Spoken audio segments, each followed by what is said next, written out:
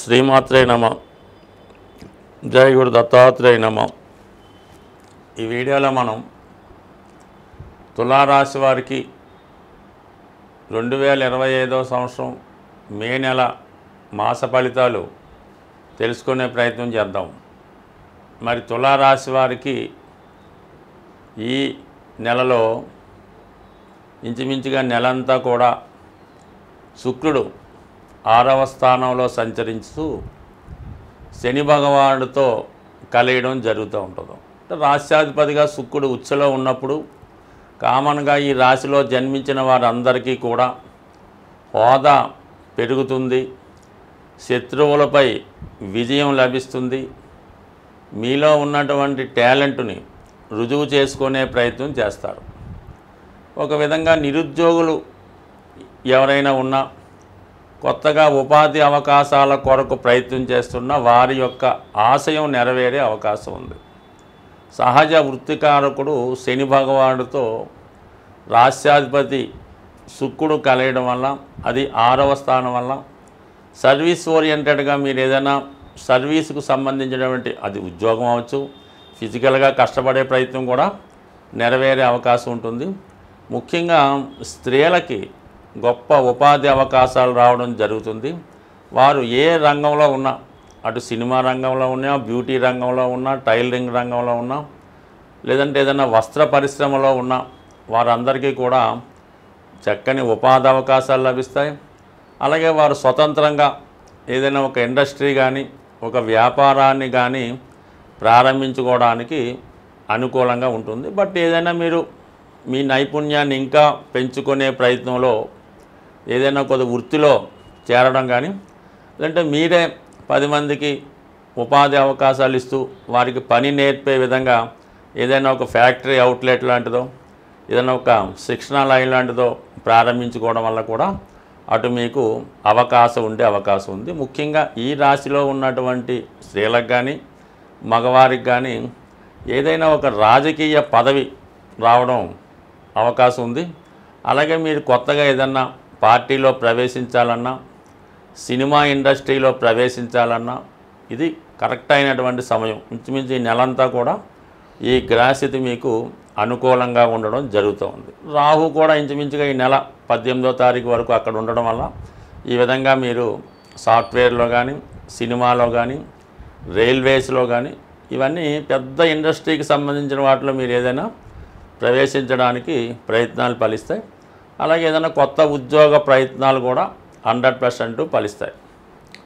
ఇక మీకు చాలా కాలంగా అష్టమ స్థానంలో ఉన్నటువంటి గురువు, అంటే పెద్ద అపకారం అయితే చేయడు కానీ చాలా వరకు పనులు అడ్డంకిగా కావడం, మధ్యలో ఆగిపోవడం లాంటి కార్యక్రమాలు జరుగుతుంటాయి. మరి ఈ నెల 15వ తారీఖు నుంచి భాగ్యస్థానంలోకి గురుగ్రహ ప్రవేశం జరుగుతుంది. సో ఎప్పుడైతే 9లో గురువు వెళ్ళాడో ఆటోమేటిక్గా రాశి మీద పంచమ దృష్టి పడుతుంది. మరి ఆ కారణం వల్ల చిన్న చిన్న బలహీనతలు ఏవైనా ఉంటే అవి మానివేయడం జరుగుతుంది. విద్యార్థులకి చదువు మీద శ్రద్ధ, క్రమశిక్షణ పెరుగుతుంది. ఒక దీక్షతో, పట్టుదలతో అనుకున్నది పూర్తి చేయడం జరుగుతుంది. పెద్దవారికి కూడా దైవభక్తి పెరుగుతుంది. వారి యొక్క వేషధారణలోనూ అలవాట్లలోనూ చాలా మార్పు గమనించడం జరుగుతుంది. అలాగే 9వ స్థానం అన్నది అటు ఉన్నత విద్య, దూర ప్రాంత ప్రయాణాలు, పుణ్యక్షేత్రాలు దర్శించడం, ఇవన్నీ కూడా చెప్తూ ఉంటుంది. అలాగే మరి మీ యొక్క స్థాయిని బట్టి మీరు ఏదైనా ఒక విదేశ ప్రయాణం చేయవచ్చు, పుణ్యక్షేత్రాలు దర్శించవచ్చు. ఏదైనా ఒక పుణ్యక్షేత్రంలో కొంతకాలం పాటు ఉండాలని మీ యొక్క కోరిక, అభిలాష నెరవేరే అవకాశం ఉంది. బట్ ఏదైనా వాయుతత్వ రాశిలో ఏర్పడినటువంటి ఈ స్థితి కంపల్సరిగా జాతకులు విమాన ప్రయాణాలు చేయవలసి ఉంటుంది.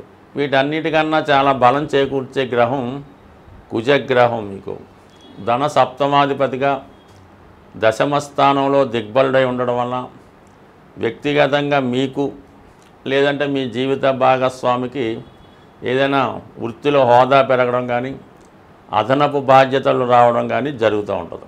అలాగే మరి కుజుడు దశమంలో ఉండడం వలన చాలా నిజాయితీగా మీరు వర్క్ చేస్తారు.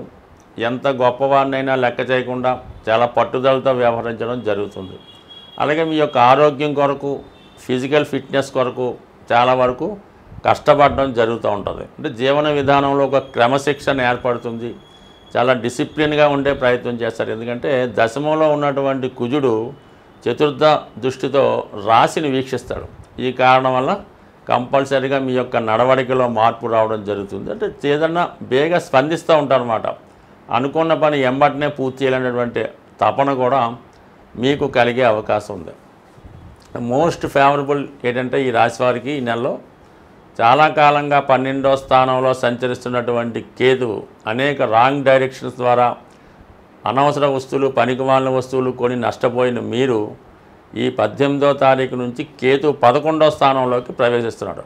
దీనివల్ల ఏమవుతుందంటే మీకు మంచి గైడెన్స్ లభిస్తుంది అన్నమాట.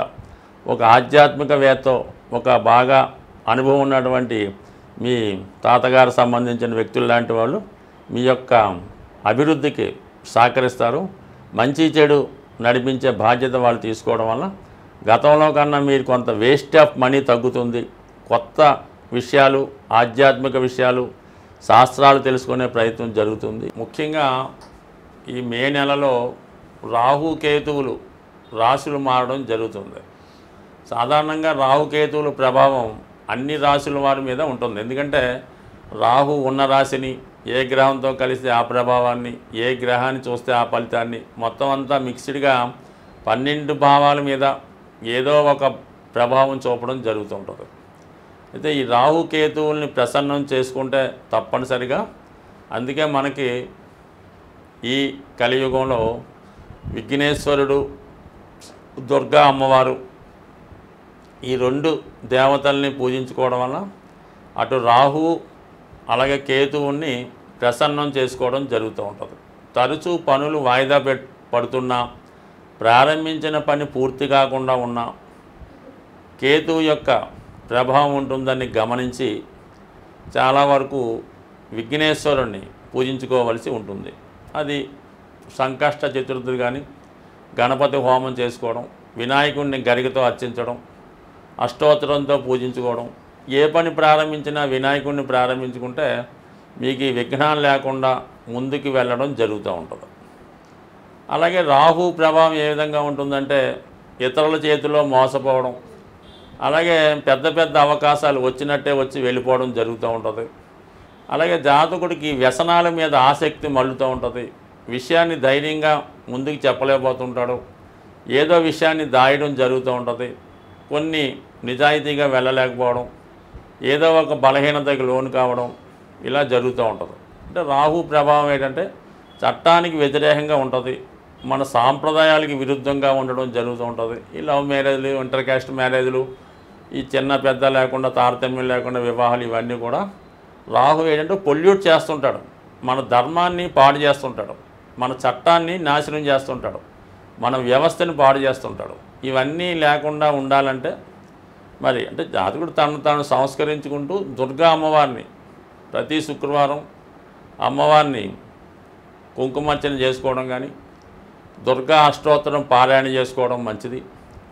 అమ్మవారికి ఏదైనా నిమ్మకాయల దండ వేయడం కానీ, ఏదన్నా నైవేద్యంగా పులగం లాంటిది నైవేద్యం పెట్టడం వల్ల, అలాగే గుమ్మడికాయ సమర్పించడం వల్ల, ఇవన్నీ చిన్న చిన్న పరిహారాలు వాళ్ళ టెంపుల్లో ఆచారాన్ని బట్టి, అక్కడ ఉన్నటువంటి సాంప్రదాయాలను బట్టి ఉండడం జరుగుతూ ఉంటుంది. బట్ ఏదైనా తరచూ విఘ్నేశ్వరుని, కనకదుర్గ అమ్మవారిని, ఏదైనా ఒక శక్తి స్వరూపాన్ని ఆరాధించడం వల్ల కంపల్సరిగా జాతకుడు రాహు పెట్టే ఇబ్బందులు, భయాల నుంచి బయటపడే అవకాశం ఉంది. వీటన్నిటికన్నా మరి చక్కగా లలిత సహస్రనామాన్ని నిరంతరం, అంటే రోజుకొక నామం చదువుకున్నా సరిపోతుంది. ఆ నామాన్ని, ఒక నామాన్ని ఎన్నుకోవడం, దాన్ని ఒక 18 సార్లు, 16 సార్లు, లేదా 108 సార్లు చదువుకోవడం, మళ్ళీ ఇంకొక రోజు ఇంకొక నామాన్ని అర్థంతో సహా తెలుసుకొని దాన్ని సంపూర్ణంగా మనస్ఫూర్తిగా ధ్యానం చేసుకోవడం వల్ల అటు రెమెడీగాను పనిచేస్తుంది, అటు ఐశ్వర్యాన్ని ఇస్తుంది. బట్ ఏదైనా దీన్ని మించినటువంటి రెమెడీ ఇంకోటి లేదనే చెప్పచ్చు. ఏదన్నా ఇతరులు చేయడం కన్నా సొంతంగానే చేసుకోవడం మంచిది. అంటే మా అమ్మాయి ఇవన్నీ చదవదండి, మా అబ్బాయికి కుదరదండి, మేము చేయొచ్చా అండి అంటే మీరు చేయొచ్చు, కానీ ఎవరికి వాళ్ళు చేస్తేనే ఈ ఫలితం తొందరగా వచ్చే అవకాశం ఉంటుంది తప్ప మీతో ఇతరులు చేయడం వల్ల ఏంటంటే ఏదో కొంత ఫలితం వస్తుంది, కానీ ఏదో 10 సంవత్సరాలకో 20 సంవత్సరాలకో వస్తుంది. అదే మనం చేస్తే అది శీఘ్రంగానే రోజుల్లో వచ్చే అవకాశం ఉంటుంది. స్వస్తి.